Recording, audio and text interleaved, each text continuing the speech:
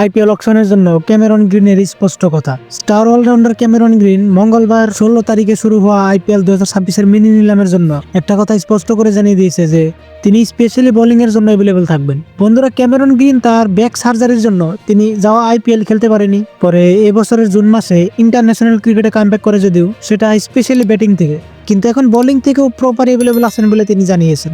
তো অস্ট্রেলিয়ার এই অলরাউন্ডার এই 2026 আইপিএল মিনি নিলামের জন্য তাকে ম্যানেজমেন্ট থেকে সাধারণ একটি ভুলবশত তাকে ব্যাটিং এ রেজিস্ট্রেশন করা হয়, যেটা তিনি স্পষ্ট জানিয়ে দিয়েছেন যে এটা কোনো ফিটনেস সংক্রান্ত ইস্যু না, ম্যানেজমেন্টের ভুলের কারণে হয়েছে। এবং তিনি বলেন, আমি বোলিং করার জন্য ঠিকই থাকবো, আমার ম্যানেজার হয়তো খুশি হবে না, কিন্তু ওর দিক থেকেই গন্ডগোলটা হয়েছে। সে ব্যাটার লেখাটা ইচ্ছাকৃতভাবে লেখেনি, মনে হয় ভুল করে ভুল বক্সে টিক দিয়েছে।